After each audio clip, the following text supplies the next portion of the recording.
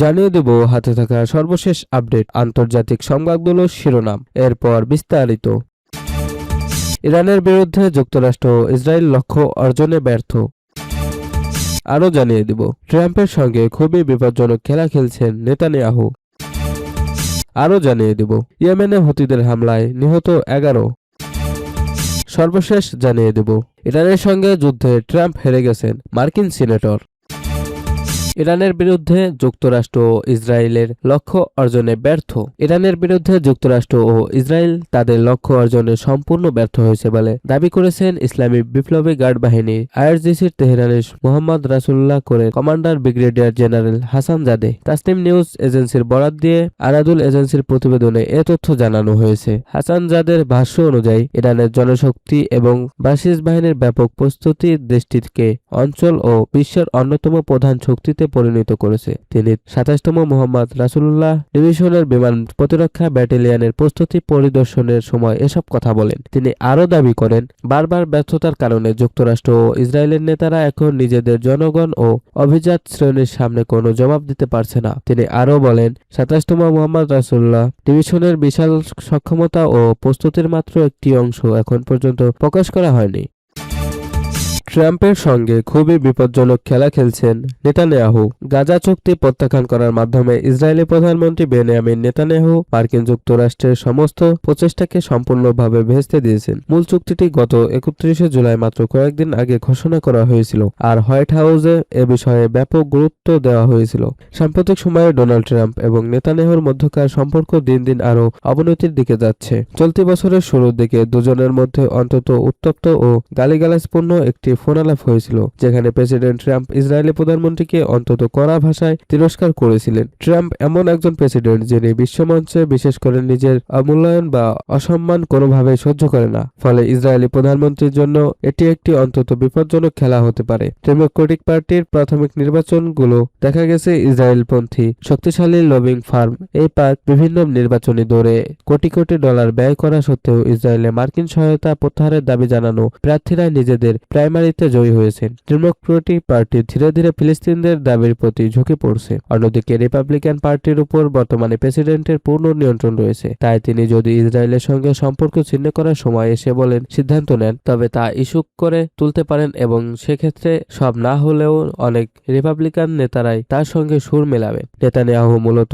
এই ধারণার উপর রাজি ধরছেন যে যুক্তরাষ্ট্রের ইসরায়েলের সর্বশেষ ও সবচেয়ে শক্তিশালী রাজনৈতিক মিত্র রিপাবলিকান পার্টির উপর প্রেসিডেন্ট তার বিপুল ক্ষমতা ব্যবহার করে ইসরায়েলের বিরুদ্ধে অবস্থান নেবেন না।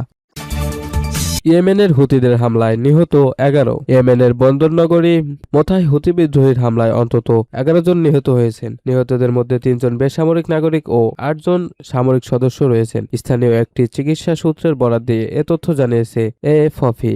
এর আগে লোহিত সাগরে উপকূলে সৌদি আরবের একটি তেল শোধনাগার লক্ষ্য করে একাধিক ড্রোন হামলাও চালায় হুতি বিদ্রোহীরা। ইয়েমেনে হুতিদের সঙ্গে আন্তর্জাতিকভাবে স্বীকৃত সরকারের কয়েক বছরের যুদ্ধবিরতি গত মাসে ভেঙে পড়ার আশঙ্কা তৈরি হয়। যুক্তরাষ্ট্র ও ইরানের মিত্র আঞ্চলিক শক্তিগুলোর মধ্যে সংঘাত তীব্র হওয়ার পর দেশটিতে আবারও লড়াই শুরু হয়েছে। জাতীয় সংঘের সমর্থনে 2022 সালে হওয়া যুদ্ধবিরতি চুক্তি ভেঙে যাওয়ার পর হুতিরা সৌদি আরবের বিরুদ্ধে সমুদ্রপথে অবরোধ ঘোষণা করে। এর অংশ হিসেবে তারা লোহিত সাগরে সৌদি তেলবাহী জাহাজ এবং দেশটির তেল অবকাঠামোতে হামলা চালাচ্ছে। একই সময়ে ইরান ও হরমুজ প্রণালী অবরোধ করেছে। সরকারের নিয়ন্ত্রণে থাকা মেখা শহরের চিকিৎসা সূত্র জানায়, হুতিদের হামলায় আরও 32 জন আহত হয়েছেন। আহতদের মধ্যে 6 জন বেসামরিক নাগরিক ও বেসামরিক হতাহতের সবাই মেখা বন্দরে চালানো হামলার শিকার হয়েছেন বলে জানানো হয়। এর আগে ইয়েমেন সরকারের 2টি সামরিক সূত্র জানিয়েছিল, হামলায় অন্তত 8 জন সেনা নিহত এবং 40 জনের বেশি সামরিক সদস্য আহত হয়েছেন। হুতিদের সামরিক মুখপাত্র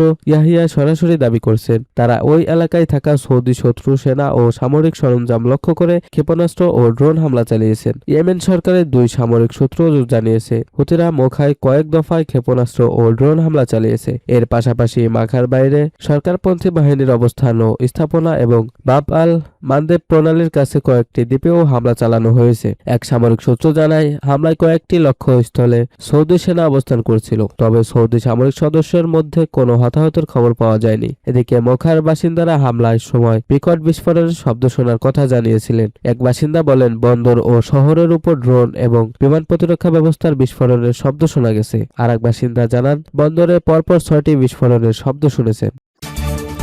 ইরানের সঙ্গে যুদ্ধে ট্রাম্প হেরে গেছেন। মার্কিন সিনেটর মার্কিন প্রেসিডেন্ট ডোনাল্ড ট্রাম্প ইরানের সঙ্গে যুদ্ধ হেরে গেছেন বলে মন্তব্য করেছেন ডেমোক্র্যাট সিনেটর ক্রিস মার্ফি। তার দাবি, যুদ্ধ যত দীর্ঘ হচ্ছে যুক্তরাষ্ট্র ততই দুর্বল হচ্ছে এবং ইরান শক্তিশালী হয়ে উঠেছে। স্থানীয় সময় রোববার 9 আগস্ট সংবাদ মাধ্যম এনবিসিকে দেওয়া এক সাক্ষাৎকারে মার্ফি বলেন, আমেরিকা দুর্বল হচ্ছে, ইরান শক্তিশালী হচ্ছে। যুদ্ধ বন্ধ এবং হরমুজ প্রণালী পুনরায় খুলে দেওয়ার জন্য প্রয়োজন হলে তিনি একটি খারাপ চুক্তিকেও সমর্থন করবেন বলে জানান। তিনি বলেন, আলোচনা থমকে থাকায় হরমুজ প্রণালী পুনরায় চালু করার মূল্য দিন দিন বাড়ছে। দ্য ওয়াশিংটন টাইমসের প্রতিবেদনে বলা হয়েছে, ইরান যুদ্ধের ক্ষতিপূরণ, যুক্তরাষ্ট্রের নিষেধাজ্ঞা প্রত্যাহার এবং মার্কিন সামরিক অভিযান বন্ধের দাবি জানিয়েছে। মার্ফি বলেন, যুদ্ধ দ্রুত শেষ হওয়া প্রয়োজন, কারণ প্রতিদিন যুদ্ধ চলতে থাকলে যুক্তরাষ্ট্র আরও দুর্বল হবে, ইরান আরও শক্তিশালী হবে এবং যুক্তরাষ্ট্রের সাধারণ মানুষকে এর মূল্য দিতে হবে। যুদ্ধের কারণে দেশটিতে বিভিন্ন পণ্যের দাম ক্রমেই বাড়ছে বলে মন্তব্য করেন তিনি। মার্ফি আরও জানান, যুদ্ধ চালিয়ে যাওয়ার জন্য অতিরিক্ত অর্থ বরাদ্দের বিরোধিতা করবেন তিনি, তবে যুদ্ধ শেষ হওয়ার পর যুক্তরাষ্ট্রের অস্ত্র ও গোলাবারুদের মজুত পুনরায় পূরণ করার জন্য অর্থ বরাদ্দে তিনি সমর্থন দেবেন।